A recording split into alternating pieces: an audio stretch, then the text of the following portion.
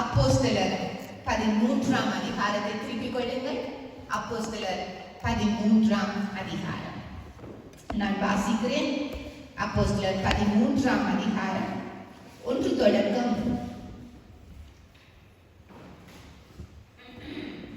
11 வசனங்களை நாங்கள் வாசிக்கலாம். 12 வசனங்களை நாங்கள் வாசிக்கலாம். லக்டா சிஸ்டர் கமிரா வாரிகளா முன்னுக்கு வாசிங்க. அப்போஸ்தலர் 13 1 தொடக்கம் 12 வசனங்களை நாங்கள் வாசிக்கலாம்.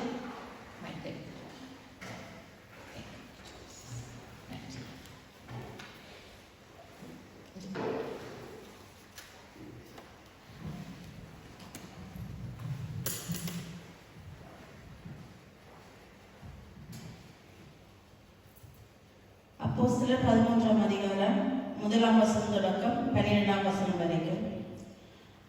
அந்தியோக்கியா பட்டணத்தில் உள்ள சபையிலே பர்னபாவும் நீகர் என்னப்பட்ட சிமியோனும் சிரேன ஊரானாகிய லூகியும் காற்பங்கு தேசமாகிய ஏதோமில் கூட வளர்க்கப்பட்ட மனாயியும் சவுலும் தீர்க்கதரிசிகளாயும் போதர்களாயும் இருந்தார்கள். அவர்கள் கர்த்தருக்கு ஆராதனை செய்து உபவாசித்துக் கொண்டிருக்கிற போது பர்னபாவையும் சவுலையும் அழைத்த ஊழியத்துக்காக அவர்களை பிரித்து விடுங்கள் என்று பரிசுத்த ஆவியானவர் திருவுளம் பெற்றினார். அப்பொழுது உபவாசித்து ஜெபம் பண்ணி அவர்கள் மேல் கைகளை வைத்து அவர்களை அனுப்பினார்கள். அப்படியே அவர்கள் பரிசுத்த ஆவியினால் அனுப்பப்பட்டு செலுக்கியா பட்டணத்துக்கு வந்து கப்பலில் அங்கிருந்து சீப்புரு தீவுக்கு போனார்கள். சாலமி பட்டணத்தில் வந்தபோது அவர்கள் யூதருடைய ஜெப ஆலயங்களில் தேவ வசனங்களை பிரசங்கித்தார்கள். யோவானும் அவர்களுக்கு உதவிக்காரனாய் இருந்தான். அவர்கள் பாப்போ பட்டணம் வரைக்கும் தீவை கடந்த போது பெர்கேசு என்னும் பேர் கொண்ட மாய வித்தைக்காரனும் கள்ள தீர்க்கதரிசியுமான ஒரு யூதனை கண்டார்கள். அவன் விவேகமுள்ள மனுஷனாகிய செர்கியு பவுல் என்னும் அதிபதியுடனே கூட இருந்தான். அந்த அதிபதி பர்னபாவையும் சவுலையும் அழைப்பித்து அவர்களிடத்தில் தேவ வசனத்தை கேட்க ஆசையாயிருந்தான். மாயவித்தைக்காரன் என்று அர்த்தம் கொள்ளும் பேருடைய அந்த எலிமா என்பவன் அதிபதியை விசுவாசத்தில் நின்று திருப்பும்படி வகை தேடி அவர்களோடு எதிர்த்து நின்றான்.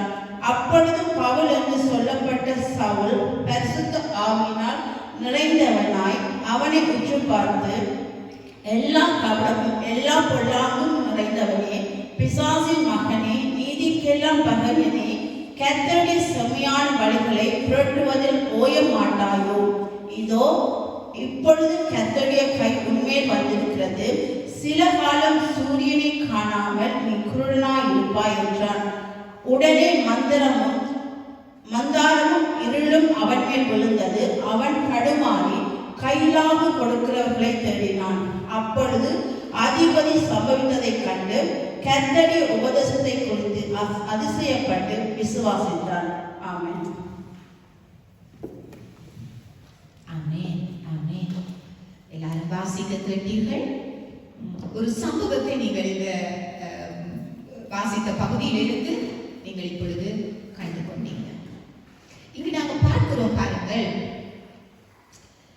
இங்கு பவுலும் சீலாவும் கர்த்தர் ஒரு ஊழியத்துக்காக அவர்களை பிரித்து விடும்படி அவர்கள் சபையில இருந்து உபவாசித்து ஜெபம் பண்ணி கொண்டிருக்கிறார்கள். அப்பொழுது பரிசுத்த ஆவியானவர் அவர்களை பிரித்து விடும்படி ஊழியத்துக்காக பிரித்து விடும்படி அங்கு திருவுளம் பெற்றுகிறார்.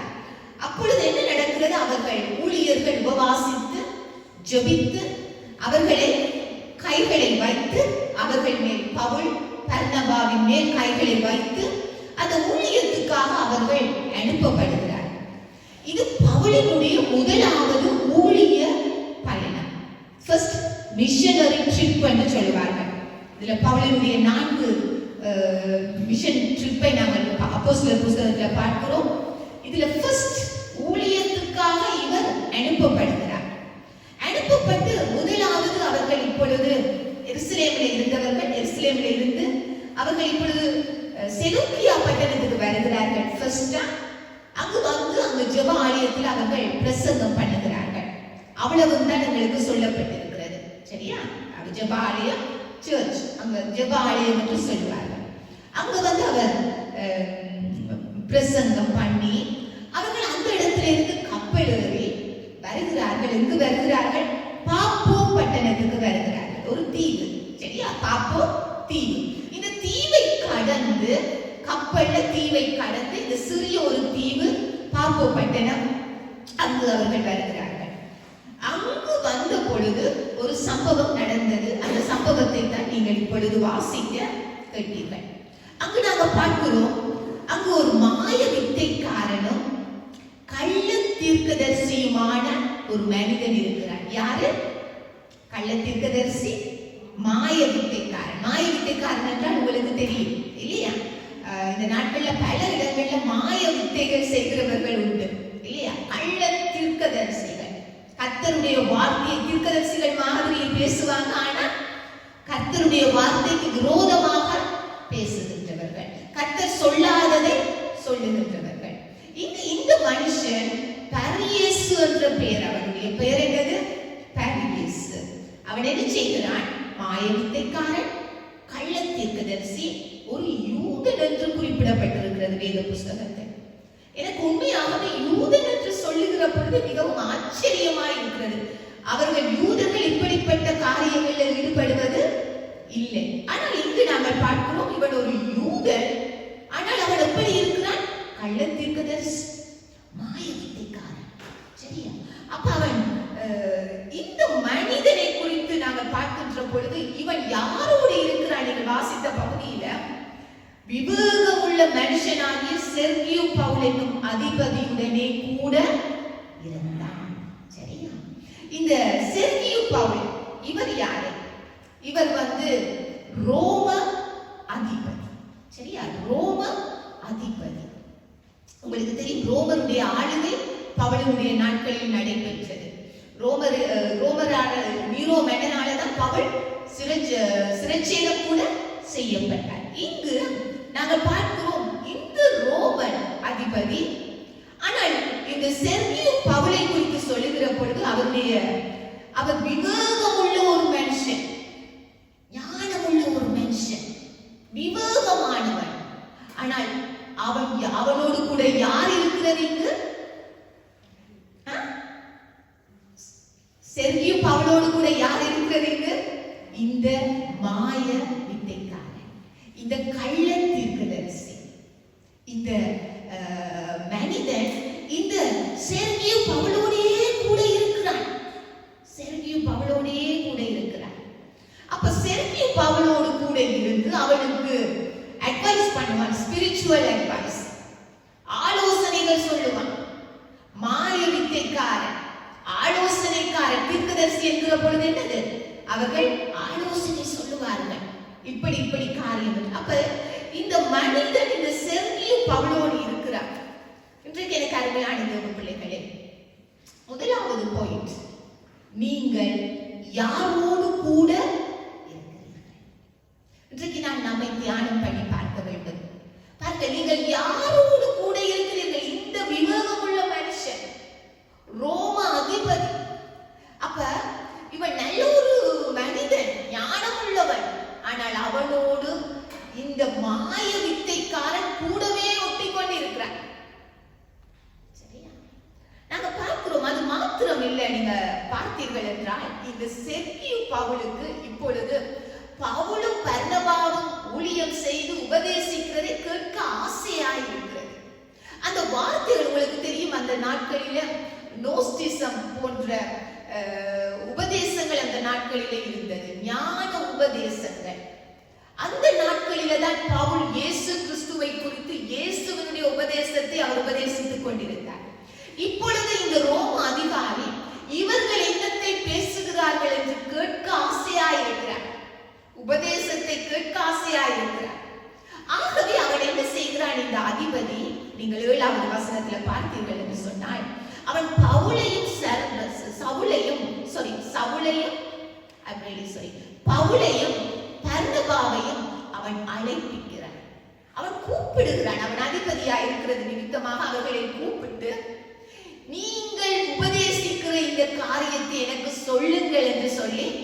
அவர் கேட்கிறார். ஆனால் என்ன நடக்கிறது? 8வது வசனம் சொல்லுகிறது, இந்த மாய வித்தைக்காரன் என்று அர்த்தம் கொள்ளும் பேரையுடைய அந்த எலிமா என்பவன் அதிபதியை விசுவாசத்தில் நின்று திருப்பும்படி வகை தேடி அவர்களோடு எதிர்த்து. அப்ப நாங்க பார்க்கிறோம், இந்த மாய வித்தைக்காரன், கள்ள தீர்க்கதரிசி, இவன் செர்கியு பவுலோடையே கூட இருக்கிறான். இருந்து இப்பொழுது இவன் என்ன செய்கிறான்? இந்த செர்கியு பவுலினுடையது பர்னபாவினுடையது உபதேசத்தை கேட்டு அவன் விசுவாசிக்கிறான் இயேசு கிறிஸ்துவை. வார்த்தையை கேட்க ஆசைப்படுகிறான். அந்த வார்த்தையை கேட்கிறதினால் அவனுக்குள் விசுவாசம் வருகிறது இந்த ரோம அதிபதிக்கு.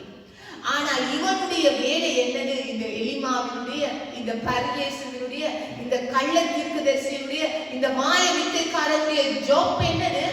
இந்த செர்கியு பவுல் வார்த்தையை கேட்காதபடி, விசுவாசிக்காதபடிக்கு அவனை தடை செய்ய வேண்டும். ஆகவே அவன் என்ன செய்கிறான்? விசுவாசத்தில் என்று திருப்பும்படி வகை தேடுகிறான். என்ன செய்கிறான்? வகை தேடுகிறான். உங்களுக்கு தெரியும், பிளாட் பண்ணுகிறான். எப்படி நான் இவரை விசுவாசத்தில் என்று விலக்கலாம், எப்படி இந்த செர்கியு பவுல் வசனத்தை கேட்காதபடிக்கு நான் தடையை கொண்டு வரலாம், இவன் வார்த்தையை கேட்டால் கர்த்தரை விசுவசித்து விடுவான். ஆகவே பாருங்கள், அது வகை தேடுகிறது. உங்களுக்கு தெரியும், சத்துருவனுடைய ஜாப் வகை தேடுகிறது, பிளாட் பண்ணுகிறது. நீங்கள் 1 பேதுரு 5ஆம் அதிகாரம் 8 தொடக்கம் 9 வசனங்களை நாங்கள் வாசிக்கலாம். திருப்பிக் கொள்ளுங்கள். 1 பேதுரு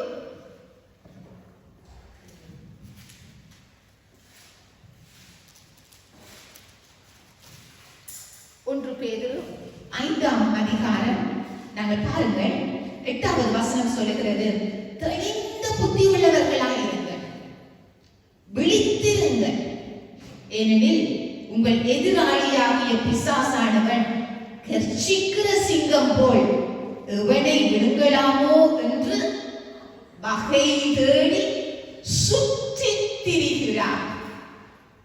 எத்தனை பேர் சிங்கம் ப்ரே பண்ணுகிற அந்த இறை தேடுகிற பொழுது அது எப்படி பிஹேவ் பண்ணுவது எத்தனை பேர் பார்த்திருக்கிறீங்க? நான் டெலிவிஷன்ல பார்த்திருக்கிறேன். என்ன செய்யும் சிங்கம்? அப்படியே பதுங்கி இருக்கும்.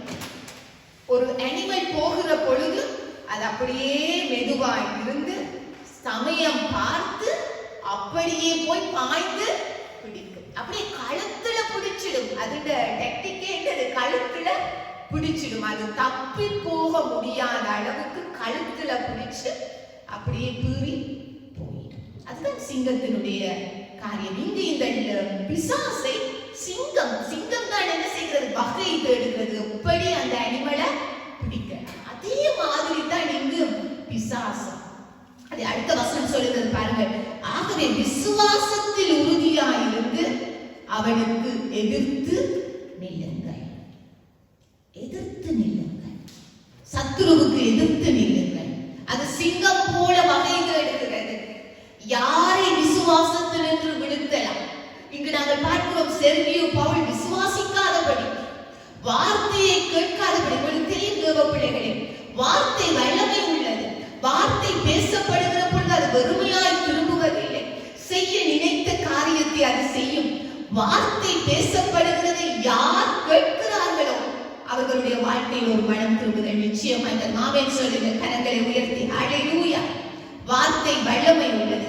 ஆனால் இந்த பிசாசு என்ன செய்வான்? வார்த்தையை கேட்க விட மாட்டான். இன்றைக்கு அநேக கிறிஸ்தவர்களுக்கு அது புரிவதில்லை. வார்த்தையை கேட்கிறதுக்கு விடுகிறதிலே, வார்த்தையை கேட்டால் விசுவாசித்து விடுவார்கள். ரோமர் 10ஆம் அதிகாரத்தில் இருக்கிறது. பிரசங்கிக்காவிட்டால் எப்படி கேட்பார்கள்? பிரசங்கிக்காவிட்டால் எப்படி கேட்பார்கள்? அவர்கள் வார்த்தையை கேட்காவிட்டால் எப்படி விசுவாசிப்பார்கள்? இல்லையா?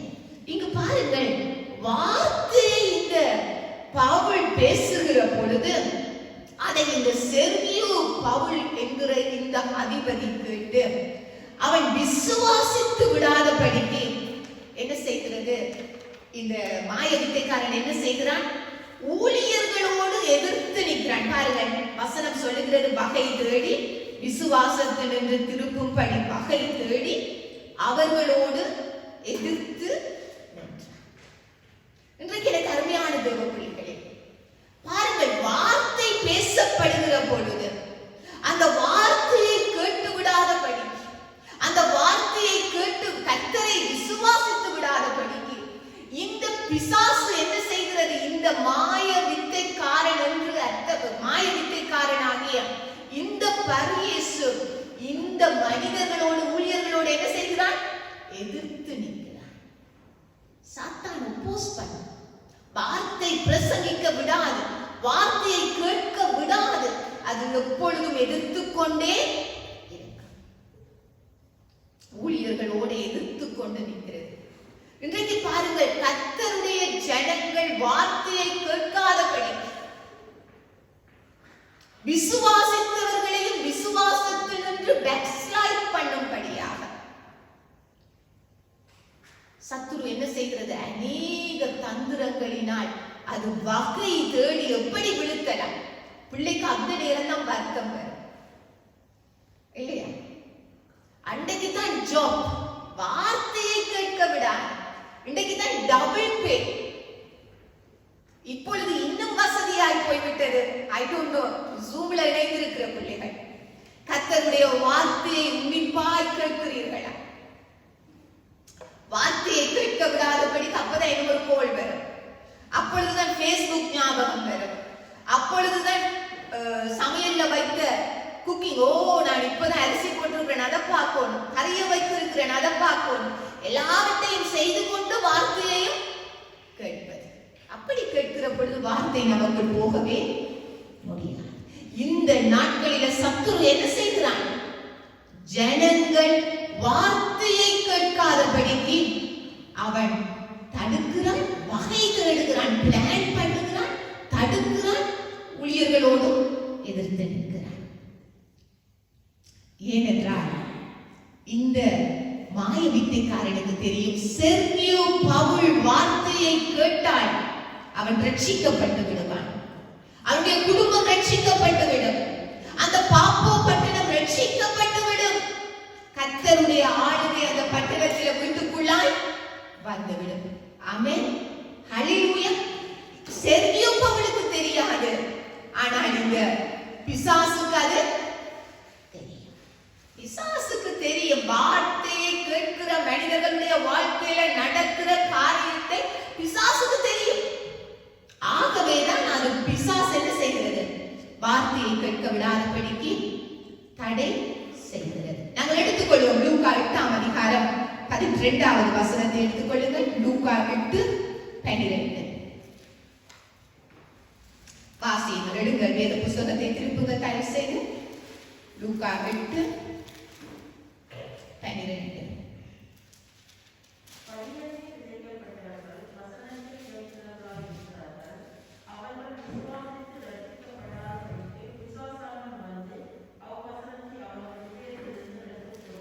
பார்த்தீங்களா? இதைத்தான் நான் பேசிக் கொண்டிருக்கிறேன். என்ன செய்யும்? விதை தேவனுடைய வசனம். அப்ப பாருங்கள், இங்கு விதைக்கப்படுகிறது, வார்த்தை போடப்படுகிறது, பிரசங்கிக்கப்படுகிறது, அறிவிக்கப்படுகிறது.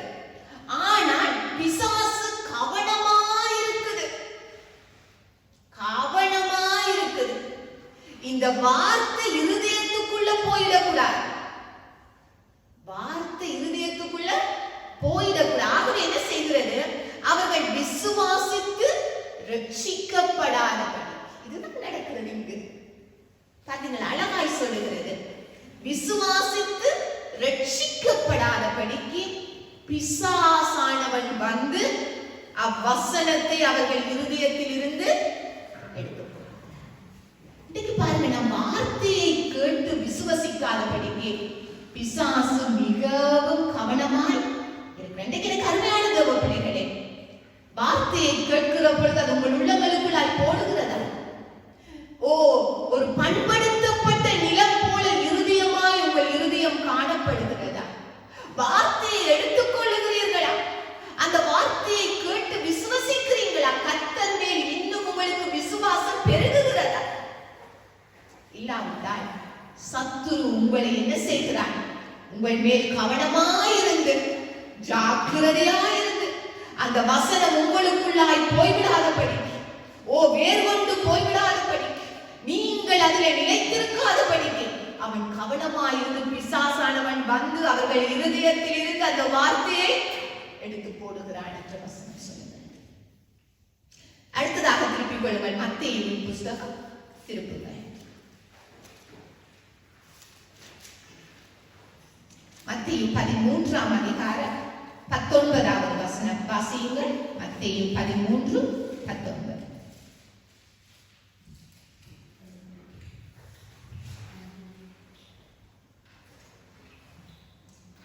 பாருங்கள், ஒருவன் ராஜ்யத்தின் வசனத்தை கேட்டும் உணராதிருக்கும் போது பொல்லாங்கன் வந்து அவன் இருதயத்தில் விதைக்கப்பட்டதை பறித்துக் கொள்ளுகிறான்.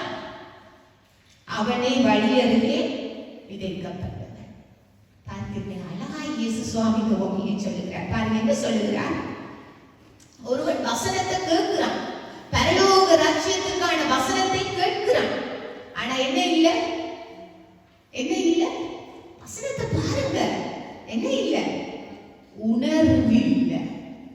உணர்வில்லை, உணர இல்லை. இந்த வசனம் எனக்கு பேசப்படுகிறது, உணர்வில்லை. not attracted. வசனத்துக்கு செவி கொடுக்க இல்லை. அப்படி இருதயம் என்னவா இருக்கிறது? focusing on other things. அந்த வார்த்தையிலே இல்ல ஃபோக்கஸ். வார்த்தையை விட்டு விட்டு வேறு எங்கேயோ ஃபோக்கஸ் போகிறது. உணரவில்லை. அப்படி இருக்கிற பொழுது என்ன செய்கிறது? உணராது இருக்கும் போது, தேவ பிள்ளைகளே, வார்த்தை பேசப்படுகிற பொழுது உன்னிப்பாக கேளுங்கள். நீங்க கேட்கவில்லை என்று சொன்னால் வசனம் சொல்லுகிறது. பாருங்கள், பொல்லாங்கன் வந்து, யார் இந்த பொல்லாங்கன்? ஏற்கனவே நீங்கள் பார்த்ததுபடி லூக்காவின் பிசாசானவர். இந்த பொல்லாங்கன் அவன் வந்து என்ன செய்கிறான்? அவன் இருதயத்தில் விதைக்கப்பட்டதை பறித்துக் கொள்ளுகிறான். பறித்துக் கொள்ளுகிறான். அவர்கள் வழியருகே விதைக்கப்பட்ட. இன்றைக்கு நாம் நம்மை ஆராய்ந்து பார்க்க வேண்டும். வார்த்தை பேசப்படுகிற பொழுது நாம் வழியருகே விதைக்கப்பட்டவர்களாய் காணப்படுகிறோமா? வழியருகே உள்ளவர்களை போல காணப்படுகிற, வழியருகே உள்ள நிலம் போல இருக்கிறதானா நம்முடைய இருதயம்? நாம் உணரவில்லை வசனத்துக்கு. எத்தனை தடவை பேசப்பட்டாலும் உணர்வில்லாமல் இருப்போம் என்று சொன்னால் பொல்லாங்கன் வந்து இருதயத்தில் இருக்கிற அந்த வார்த்தையை எடுத்து போடுவார். பாருங்க, வசனம் சொல்லுகிறது நீதிமொழிகள்ல, வேதத்தை கேளாதபடிக்கு தன் செவியை அடைக்கிறவனுடைய ஜெபம் கர்த்தருக்கு அருவருப்பானது.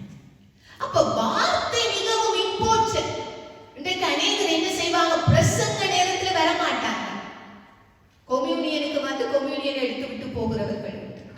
பிரசங்கிக்கிற பொழுது இது 1 hour ஆகும் பிரசங்கம், டூ மச் இல்லையா என்று சொல்லிவிட்டு வசனம் பிரசங்கம் பண்ணப்படுகிற வேளையில நித்திரை கொள்ளுகிறவர்களும், சபையை விட்டு வெளியில போகிறவர்களும் இல்லையா, வேறு காரியங்கள்ல மனதை செலுத்துகிறவர்களும் காணப்படுகிறார்கள். சபையில காணப்படுகிறார்கள்.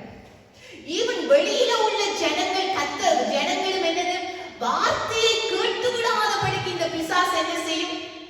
அவர்கள் மேல் மிகவும் கவனமாயிருக்கும். நான் சத்தியத்தை உங்களோடு பேசுகிறேன். சத்தியத்தை நான் பேசுகிறேன். தேவ பிள்ளைகளே, நாம் மிகவும் கவனமாய் இருக்க வேண்டும். வார்த்தையை நாம் உன்னிப்பாய் கேட்க வேண்டும். கர்த்தர் சொல்லுகிறார், பாருங்கள், நாம் வார்த்தையை கேளாமல், பிரசங்கத்தை கேளாமல், வார்த்தையை வாசிக்காமல், கர்த்தர் எங்களோடு என்ன பேசுகிறார் என்பதை கேட்காமல், ஆண்டவரே எனக்கு இதை செய்யும், அதை செய்யும், அதை செய்யும் போட்டு நாம் எவ்வளவுதான் ஜெபித்தால் ஆண்டவர் சொல்லுகிறார், I'm not going to listen to your prayers. நீ எந்த சத்தத்துக்கு உன் செவியை என்ன செய்கிறாய்? அடைக்கிறாய். கர்த்தர் வேதத்தின் மூலமாக பேசுகிறார்.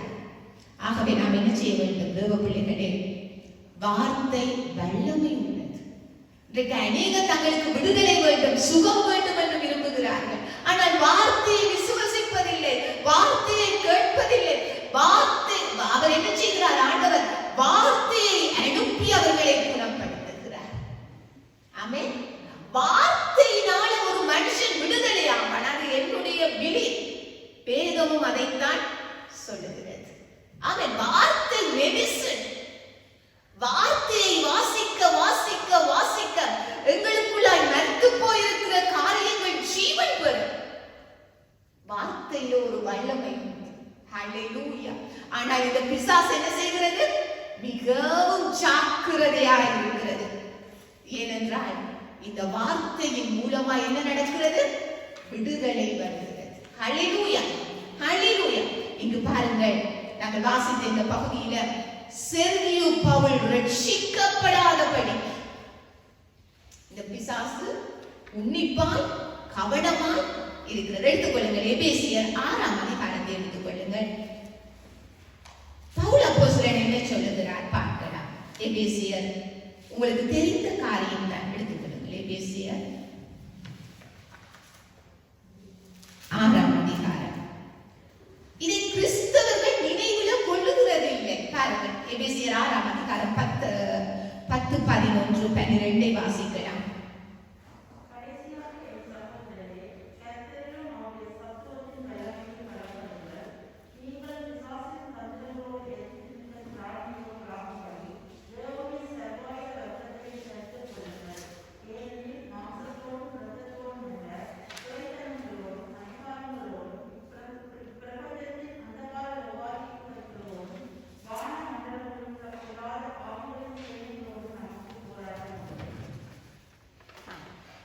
என்ன சொல்லுகிறது பாருங்க. நாங்க வாசித்த இந்த பகுதியில பாருங்க, எங்களுக்கு பிசாசின் தந்திரங்களோடு நாம் எதிர்த்து நிற்க வேண்டும்.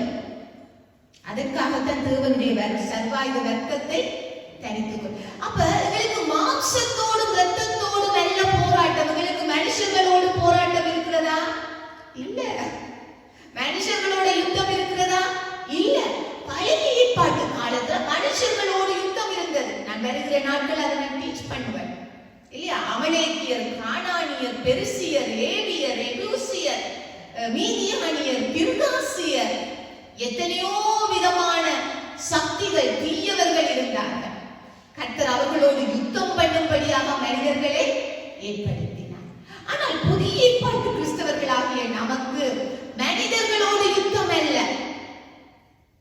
ஆனால் என்ன சொல்லுகிறது? ஏனெனில் மாம்சத்தோடும் இரத்தத்தோடும் அல்ல, துரைத்தனங்களோடும் அதிகாரங்களோடும் இப்பிரபஞ்சத்தின் அந்தகார லோகாதிபதிகளோடும், பார்த்தீர்களா, வான மண்டலங்களில் உள்ள பொல்லாத சேனைகளோடு நமக்கு போராட்டம்.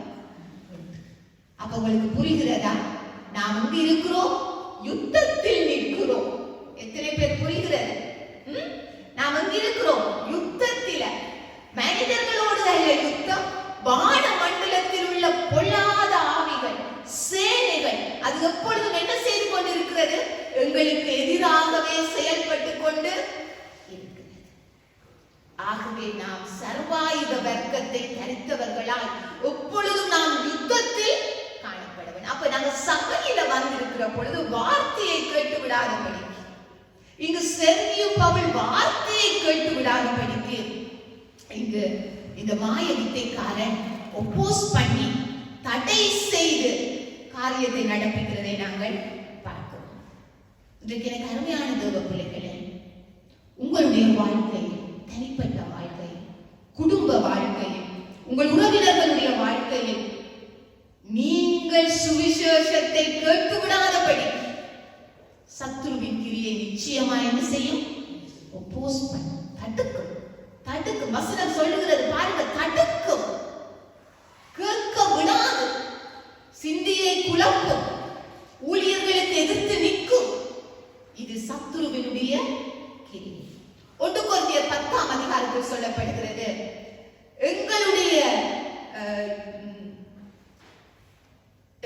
யுத்தம் எடுத்துருவோம், மாம்சத்தோடும் இரத்தத்தோடும் எங்களுடைய போராயுதங்கள் அரண்களை நிர்மூலமாக்குகிறதற்கு நிறைவேற்றதா இருக்கிறது. எடுத்துக்கொள்ளுங்கள் 1 கொரிந்தியர் 10ஆம் அதிகாரம்.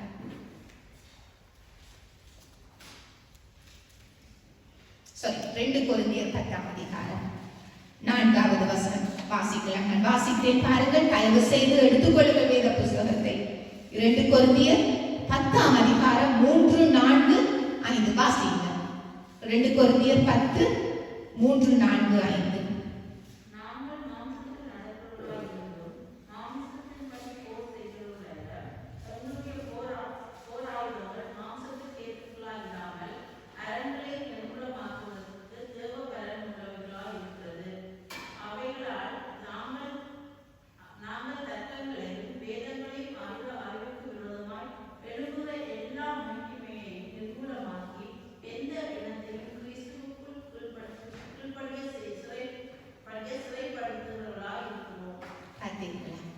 பவுல் சொல்லுகிறார், பாருங்கள், நாங்க மாம்சத்துலதான் நடக்கிறோம். இந்த பூமியில மாம்சத்துலதான் நாம் நடக்கிறோம். ஆனால் நாம் மாம்சத்தின்படி போர் செய்கிறவர்கள் அல்ல. எபேசியர் 6 ஞாபகத்தில் இருக்க வேண்டும். இங்கும் திருப்பி பவுல் சொல்லுகிறார், பாருங்கள், எங்களுடைய போராயுதங்கள். அப்ப நாம் யுத்தத்திலே இருக்கிறோம். எங்களுடைய போராயுதங்கள் என்ன செய்ய வேண்டும்? மாம்சத்துக்கு ஏற்றவைகளாய் இராமல் அரண்களை நிர்மூலமாக்குகிறதுக்கு தேவ பலமுள்ளவைகளாய் இருக்க வேண்டும். இன்றைக்கு நாம் பலப்பட வேண்டும். சத்துருவோடு நாம் யுத்தம் பண்ண வேண்டும் என்றால் சர்வாயுத வர்க்கத்தை தரிக்க வேண்டும். தேவ பலன் நமக்குள்ளாய் வர வேண்டும். அல்லாவிட்டால் நாம் மாம்சத்திலேயே இப்படியே இருப்போம் என்றால் நாம் யுத்தத்தில் நிற்க முடியாது. சத்துரு தன் கிரியைகளை நம்மிடத்தில் காண்பிக்கும். பாருங்கள், இங்கு நாங்கள் இந்த அப்போஸ்தலர் 13ஆம் அதிகாரத்துக்கு வருவோம். பாருங்கள், இங்கு இந்த பரியேசு என்ன செய்கிறது? இந்த செர்கியு பவுலினுடைய கூட இருந்து அந்த தலைவனை இது என்ன செய்கிறது? அடிமைப்படுத்தி வைத்திருக்கிறது, டைவர்ட் பண்ணுகிறது, எதிர்க்கிறது, வகை தேடுகிறது என்று சொல்லி நாங்கள் பார்ப்போம். இங்கு நாங்கள் பார்ப்போம். அப்படி எதிர்த்து நிற்கிற பொழுது 9, 10 வசனங்கள் பவுல் என்ன சொல்லுகிறார்? அந்த பரியேசுவை பார்த்து என்ன சொல்லுகிறார் என்று நாங்கள் பார்க்கலாம். பாருங்கள், அப்பொழுது பவுல் பரிசுத்த ஆவியினால் நிறைந்தவனாய் அவனை உற்று பார்த்து, 10வது வசனம் பரியேசுக்கு சொல்லுகிறார் பவுல், எல்லா கபடமும் எல்லா பொல்லாங்கும் நிறைந்தவனே, பிசாசின் மகனே, நீதிக்கெல்லாம் பகைஞனே, கர்த்தருடைய செம்மையான வழிகளை புரட்டுவதே ஓய மாட்டாய். இந்த மாய வித்தைக்காரனுக்குள் என்ன இருக்கிறது? பிசாசு. பவுல் அழகாய் சொல்லுகிறார், பிசாசின் மகனே, எல்லா கபடமும் நிறைந்தவனே, எல்லா பொல்லாங்கும் நிறைந்தவனே, நீதிக்கெல்லாம் பகைஞனே, கர்த்தருடைய வழிகளை புரட்டுவதில் நீ ஓய மாட்டாயோ.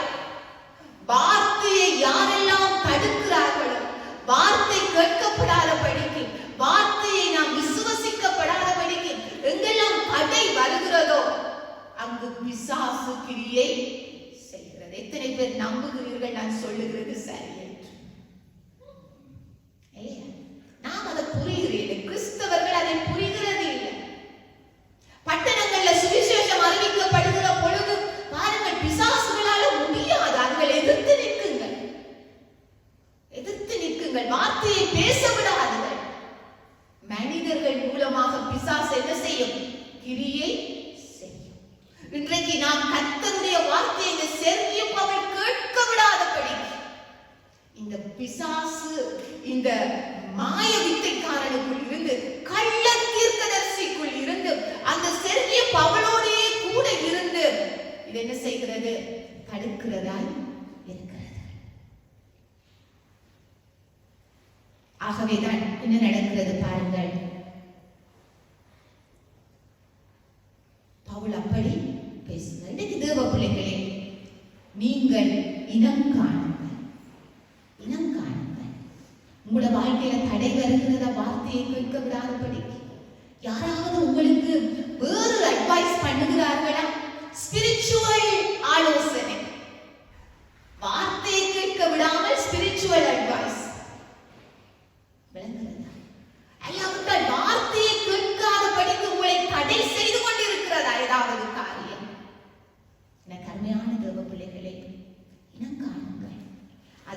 மனிதனிடத்திலிருந்து உங்களுக்கு வருகிற காரியமே அல்ல.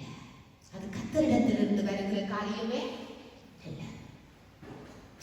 இங்கு செர்கியோ பவுல் ரட்சிக்கப்பட வேண்டும் என்றால் பரியேசு குருடாக்கப்பட வேண்டும். பாருங்கள் 11:12 வாசியுங்கள்.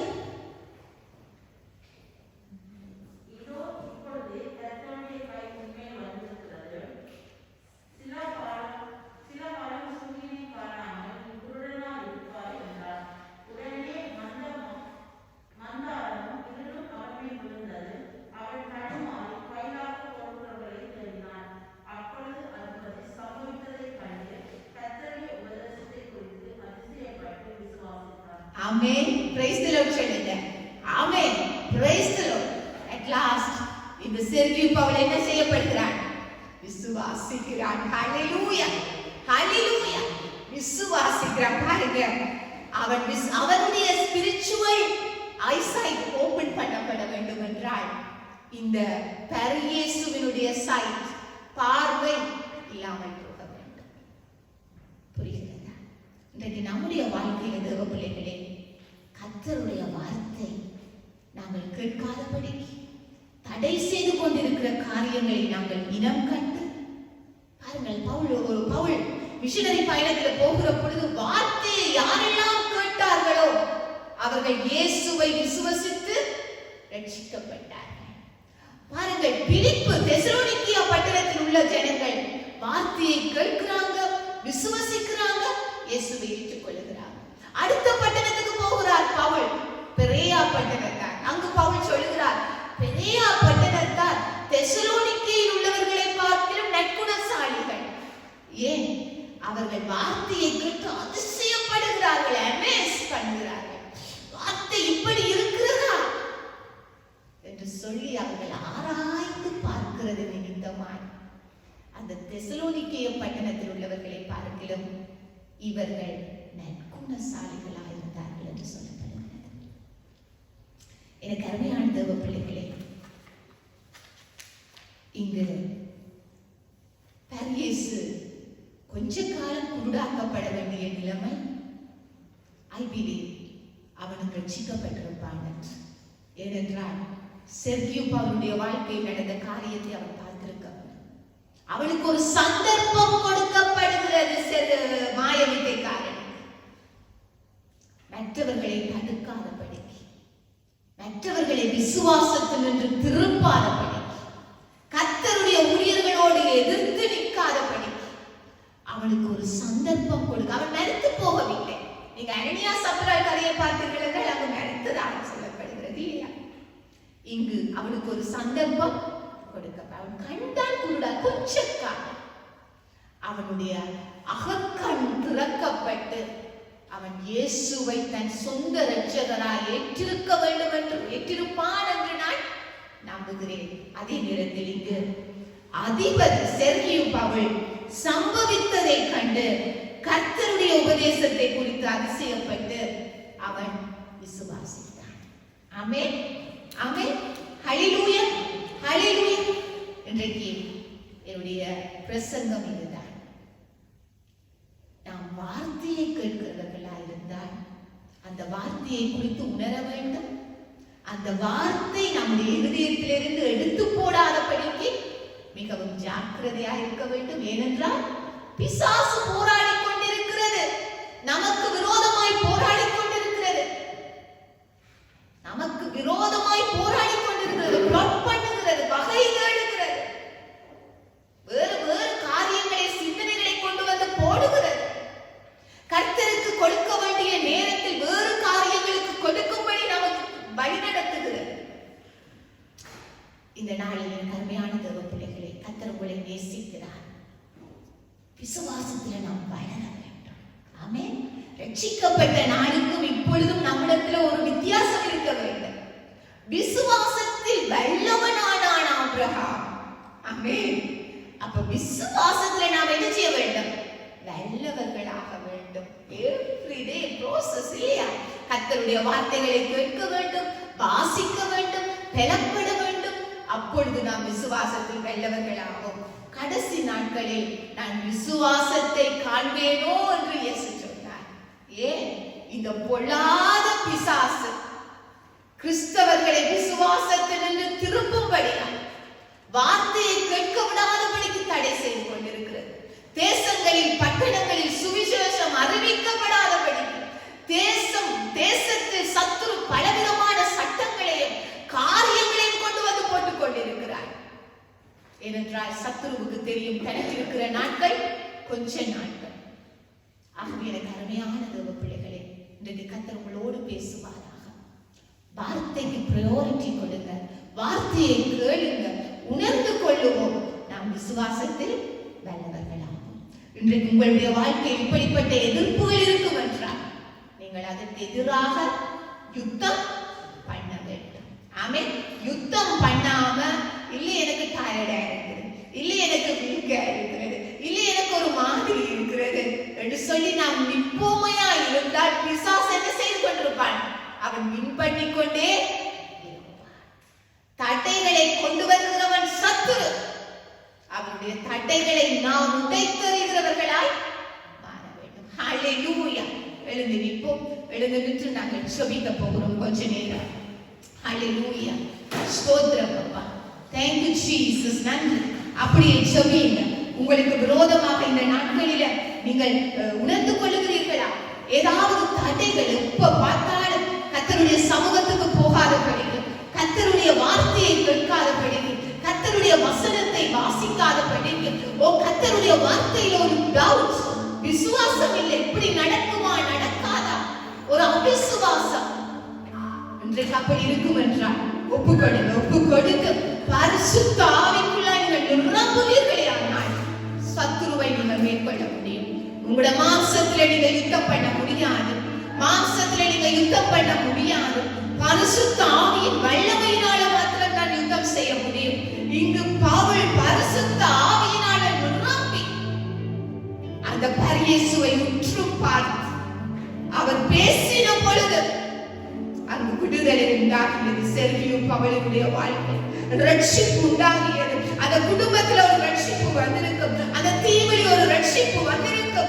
இயேசுவின் நாமம் உயர்த்தப்பட்டிருக்கும்.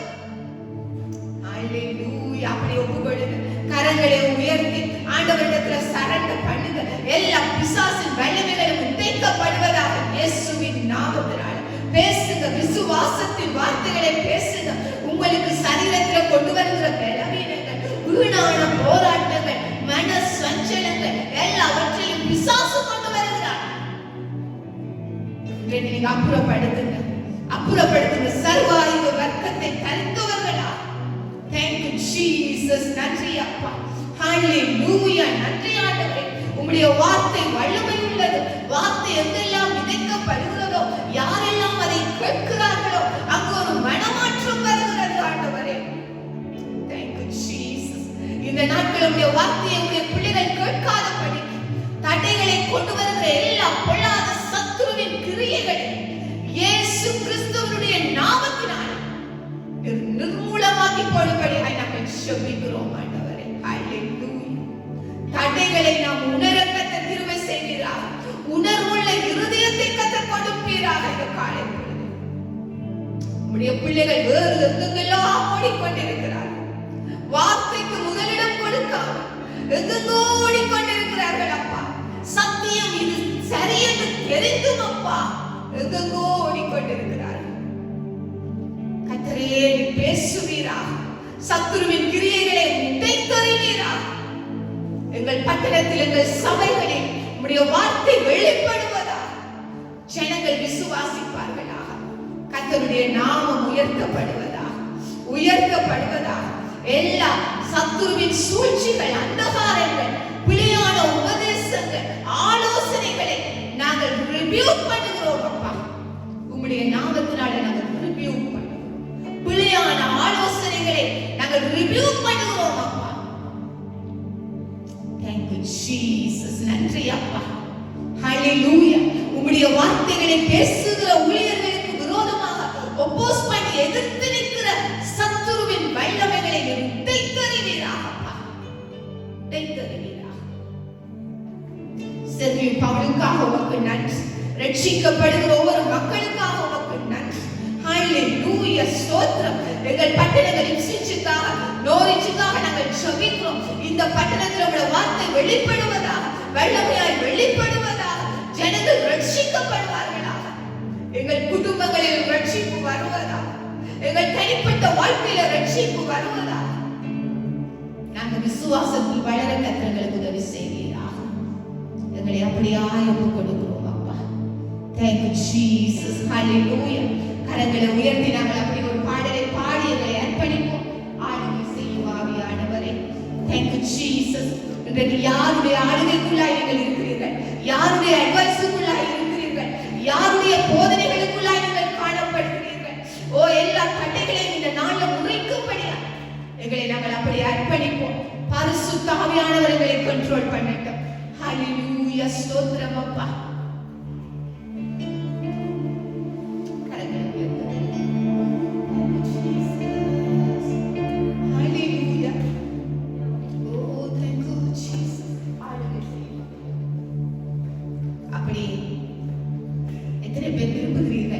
கர்த்தருடைய ஆளுகை, கர்த்தருடைய வல்லமை எங்கள் மூலமாய் வெளிப்பட வேண்டும். ஆமென். அப்படி அர்ப்பணித்து Thank you Jesus.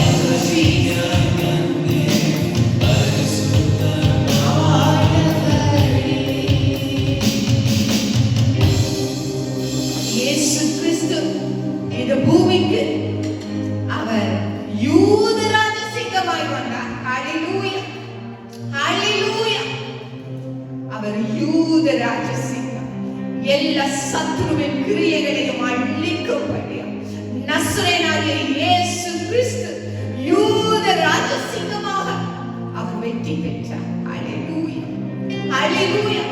இன்றைக்கு நீங்கள் போராடி கொண்டிருப்பதென்றால் உங்களுக்கு விரோதமாய் கிரியை செய்கிற எல்லா சத்துருவின் வல்லமைகளையும் நசரேயனாகிய இயேசு கிறிஸ்து அவர் தன் காலுக்குள்ள நசுக்கி போட்டு விட்டார். நீங்க இளவு பண்ணினாலே ஒழிய பிசாசு உங்களோட வாழ்க்கையில் எந்த கிரியைகளையும் செய்ய முடியாது. உங்களை தடுக்க முடியாது. விசுவாசத்தினின்று உங்களை திருப்ப முடியாது. நீங்க இளவு பண்ணினாலே ஒழிய எத்தனையோ சமயங்களில் தடைகளை நாங்களே போடுகிறோம். தடைகளை நாங்களே போடுகிறோம். வார்த்தையை கேட்காதபடி சத்துருவுக்கு இணைந்து போகிறோம். இந்த நாளில் நீங்க தீர்மானம் பண்ணிக்கொள்ளுங்க தேவ பிள்ளைகளே. உம்முடைய வார்த்தையில வல்லமை இருக்கிறதப்பா. உம்முடைய வார்த்தையை பேசுகிற பொழுது பிசாசுகள் நடுங்கும். பிசாசுகள் ஓடிப்போம். எல்லா தடைகளும் விலகும். பேசுங்க. விசுவாசத்தோடு நீங்க பேசுங்க. வார்த்தைக்கு வல்லமை உண்டு.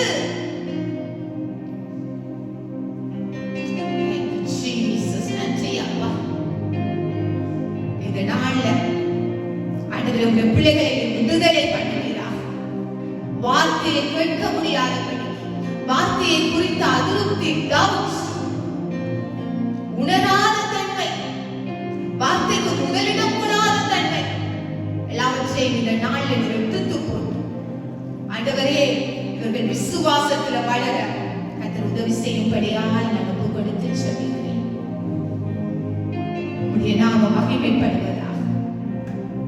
வார்த்தையாகிய கிறிஸ்து இந்த நாள் உள்ள பிள்ளைகளுக்கு உம்முடைய அப்பத்தை கொடுத்து இவர்களை போஷித்து ஆண்டவரே அப்பா இவர்கள் நல்ல நிலத்தில் விழுந்த விதைகளே போல தங்கள் நல்ல இருதயத்திலே இந்த வார்த்தைகளை எடுத்துக்கொண்டு உலகத்தில் கனி கொடுத்து சாட்சிகளாக இருந்த ரட்சிப்பில வளர, விசுவாசத்துல வளர கர்த்தர் இந்த நாள்ல புதிய கிருபையாய் நிரப்பும்படி நான் ஜெபிக்கிறேன்.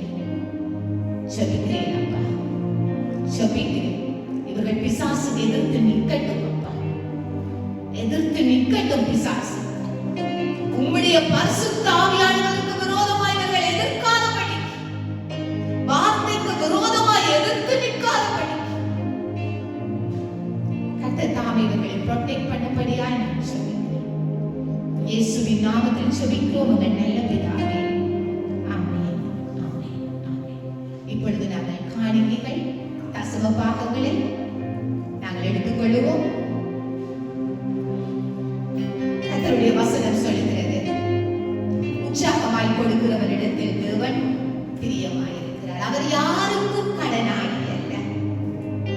அவர் யாருக்கும் கடனாளி அல்ல. ஆமென். நாங்கள் கர்த்தருக்கு கொடுக்கிற பொழுது கர்த்தருடைய ராஜ்யம் கட்டப்படும். கர்த்தருடைய சுவிசேஷம் அறிவிக்கப்படும். ஆமென். ஹல்லேலூயா. நீங்கள் கொடுக்கிற ஒவ்வொரு பணமும் கர்த்தருக்காக கொடுக்கிறீர்கள். கர்த்தர் உங்களுக்கு அதை நிறைவாய் திருப்பி தந்து உங்களை ஆசீர்வதிப்பார். வானத்தின் பலகணிகளை திறந்து உங்களை ஆசீர்வதிப்பார். நீங்கள் கர்த்தருக்கு உண்மையாய் இருக்கிறதினால் கர்த்தர் உங்களை நிச்சயமாய் பெருக பண்ணுவார். ஆமென். அந்த விசுவாசத்தோடு உங்களிடம் கர்த்தருக்குரிய காணிக்கைகள், தசம பாகங்களை கைகளில் எடுத்தவர்களா கர்த்தருக்கு நன்றி சொல்லி நாங்கள் ஜெபிப்போம். ஆமென். ஹல்லேலூயா. கர்த்தர் தான் நமக்கு பலனை கொடுத்திருக்கிறார், சுகத்தை கொடுத்திருக்கிறார், பணத்தை கர்த்தர் கொடுத்திருக்கிறார், ஆசீர்வதித்திருக்கிறார். உமக்கு நன்றி அப்பா, உமக்கு நன்றி அப்பா. எங்களுடைய கரங்களில் கொடுத்த எல்லா ஆசீர்வாதங்களுக்காக, இந்த பணத்துக்காக உமக்கு நன்றி அப்பா. இதை நாங்கள் உடைய சமூகத்துல கொண்டு வந்து படைக்கிறோம் அப்பா. இந்த காணிக்கைகளை கர்த்தர் அங்கீகரிப்பீராக, எங்களை அங்கீகரிப்பீராக. கேளுங்க, கர்த்தரிடத்துல கேளுங்க. அப்பா, எங்களையே நாங்கள் உமக்கு காணிக்கைகளாய் படைக்கிறோம், எங்களையும் அங்கீகரிப்பீராக. நாங்கள் கொடுக்கிற இந்த காணிக்கையை அங்கீகரித்து ஏற்றுக்கொள்வீராக. இது உடைய ராஜ்யத்துக்காக பயன்படுத்தப்படட்டும். உடைய ஊழியங்கள் விஸ்தாரிக்கப்படட்டும். இதன் மூலமாய் அறியாத ஜனங்கள் ரட்சிப்புக்குள் வரட்டும் அப்பா. கர்த்தர் இந்த பணத்தை எடுத்து ஆசீர்வதிக்கும்படியா இயேசுவின் நாமத்தில் ஜெபிக்கிறோம் உங்கள் நல்ல பிதாவே. ஆமென்.